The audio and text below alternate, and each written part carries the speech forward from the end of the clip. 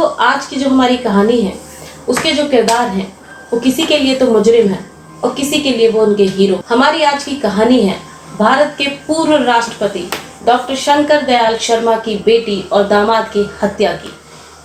मैं दीपशिखा आपका deep crime stories channel पर बहुत बहुत स्वागत करती हूँ। दोस्तों, डॉक्टर शंकर दयाल शर्मा की बेटी का नाम था गीतांजलि और उनके दामाद का नाम था ललित माकन। ललित माकन दिल्ली के एक बहुत बड़े नेता थे। क्योंकि ये सारा घटनाक्रम दिल्ली में हुआ है, इसके लिए हमें इस घटना को करीब से जानने के लिए दिल्ली चलना पड़ेगा। तो आइए चलते हैं दिल्ली।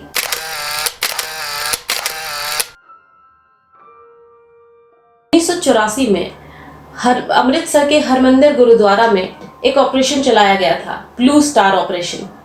और 1984 में ही इस घटना के कुछ बाद दिल्ली में दंगे हुए थे और इस दंगे में भी एक विशेष धर्म के लोगों को निशाना बनाया गया था, उन पर अत्याचार हुए थे।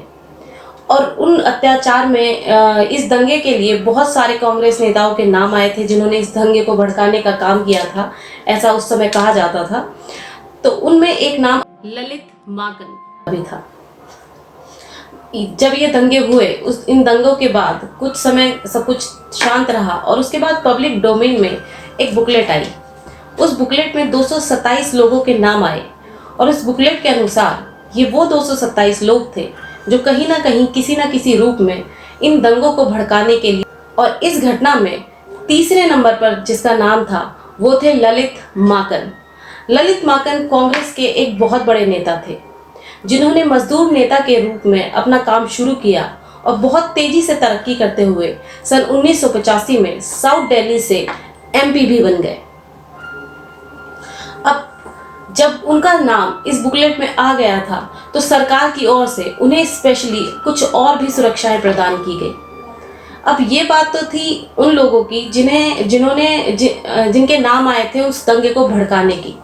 अब बात करते हैं उन लोगों की जिनके ऊपर ये अत्याचार हुआ था। उस धर्म के कुछ नौजवान इस अत्याचार को देखते हुए उनके अंदर बहुत ज़्यादा गुस्सा भर गया था। वो सोचने लगे कि ये कैसा न्याय है, कैसा कानून है जिसमें अपने ही देश में हमारे धर्म के ऊपर, हम लोगों के ऊपर, हमारे धार्मिक स्थलों के ऊपर अत्याचार किया जा रहा है। और इन सब बातों ने उनके ऊपर इतना असर डाला कि वो लोग बदला लेने पर उतारू हो गए। इधर जितने भी नेताओं को सुरक्षा प्रदान की गई थी, खासकर कि वो नेता जिनका उस बुकलेट में नाम आया था, उन लोगों की खालिस्तान संगठन से जुड़े लोग रेकी करने लगे क्योंकि वो लोग बदला लेना चाहते थे। और वो उन लोगों की रेकी करके उनका टाइम टेबल वगैरह सब पता करते रहते थे, जिससे कि जब भी मौका मिले तो उन लोगों से बदला लिया जा सके। और इसी संगठन से जुड़े दो लड़के थे जिनके अंदर उस घटना के बाद जो गुस्सा भरा था और बदले लेने की आग थी। और उन दो लड़कों के नाम थे हरजिंदर सिंह जिंदा और सुखविंदर सिंह सुक्खा। ये जिम्मेदार थे। तारीख आती है 31 जुलाई 1985 की। उन दिनों पार्लियामेंट का सेशन चल रहा था और ललित माकन को वो सेशन ज्वाइन करना था। इसके लिए वो 31 जुलाई 1985 को अपने घर से लगभग 9:30 बजे के करीब निकलते हैं। उनके साथ उनकी पत्नी गीतांजलि भी होती हैं और साथ में कांग्रेस के कार्यकर्ता बालकृष्ण होते हैं। ये तीनों लोग अपने घर से निकलते हैं। इनका ड्राइवर इनकी गाड़ी को इनके घर से सड़क पार करके दूसरी ओर खड़ा था, वो भी चलने के लिए तैयार था। ये तीनों लोग गाड़ी की तरफ बढ़ते हैं, लेकिन जैसे ही ये लोग गाड़ी के पास पहुंचते हैं तो वहाँ पर पहले से स्कूटर पर मौजूद दो क्लीन शेव लड़के जो यही थे, दोनों जिंदा और सुक्खा, ये स्टेन गन लेकर वहाँ पहुँचते हैं और ताबड़तोड़ इन लोगों पर गोलियों से हमला कर देते हैं। ललित माकन को गोली लगती है, लेकिन फिर भी वो अपने आप को बचाने के लिए अपने घर की तरफ जाते हैं।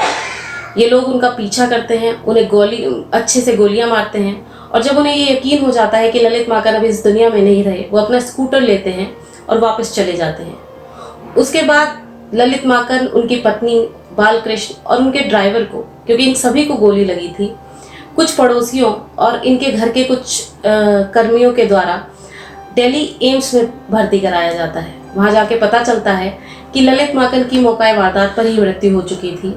जबकि उनकी पत्नी और बालकृष्ण की मृत्यु अस्पताल में जाने के बाद होती है।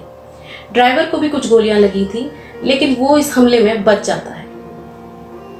अब क्योंकि जो दोनों लड़के जिन्होंने ये वारदात को अंजाम दिया था, ये दोनों क्लीन शेव्ड आए थे और इत्तेफाक की ही बात थी कि इस घटना के होने से कुछ दिनों पहले ही ललित माकन जो हैं, इन्हें जब इनका नाम उस बुकलेट में आया था तो इन्हें जो सुरक्षा प्रदान की गई थी तो वो सुरक्षा भी हटा ली गई थी। उसके क्या कारण रहे होंगे, शायद उन्हें लगा होगा कि अब कोई इस प्रकार की गतिविधि नहीं होगी।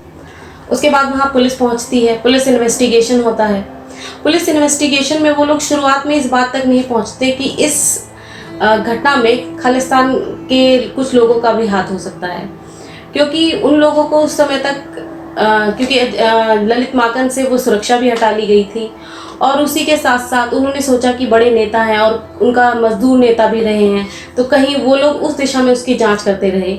लेकिन बाद में इस घटना में जो स्कूटर इस्तेमाल किया गया था उसकी निशानदेही पर उन्हें पता चलता है कि इस घटना को अंजाम सुखविंदर सिंह सुक्खा और जिंदा ने दिया है।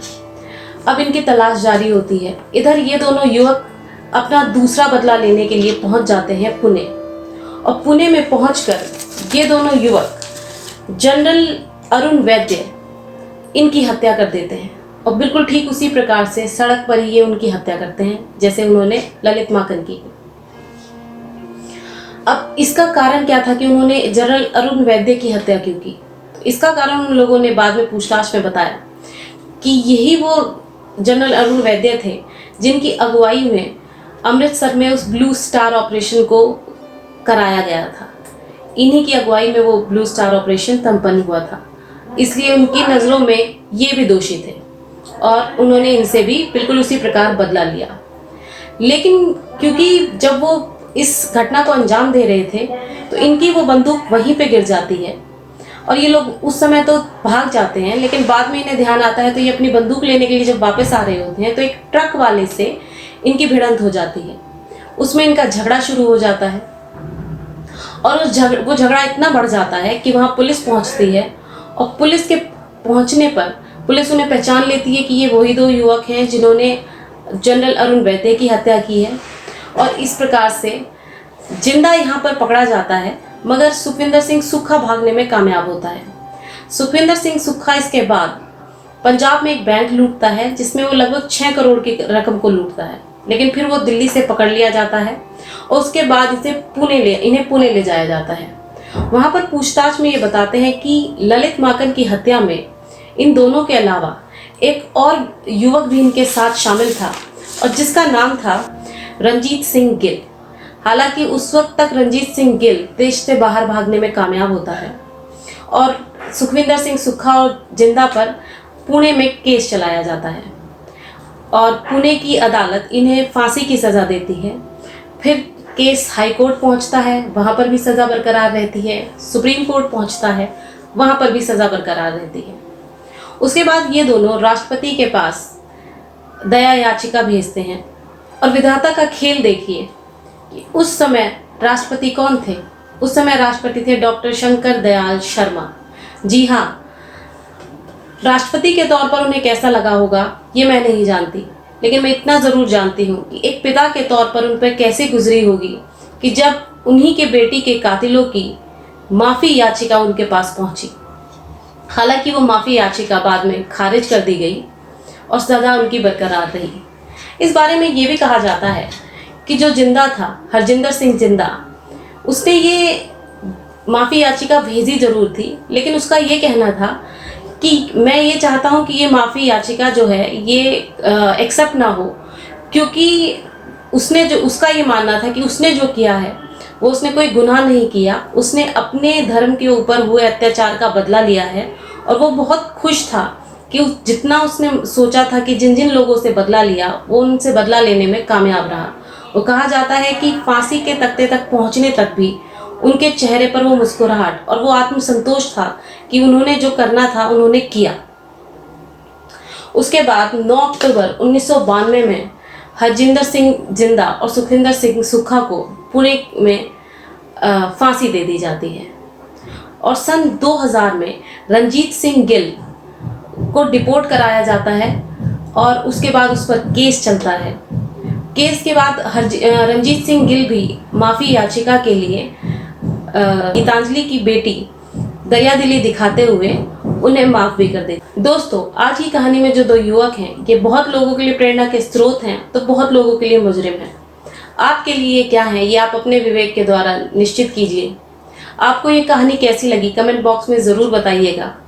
कोई सुझाव हो तो ज़रूर दीजिएगा, क्योंकि आपके सुझाव ही हमें आगे बढ़ने के लिए प्रेरित करते हैं। मैं फिर से आपके सामने एक नई कहानी लेकर जल्द ही आऊँगी। आज के लिए इतना ही। धन्यवाद। जय हिंद, जय भारत।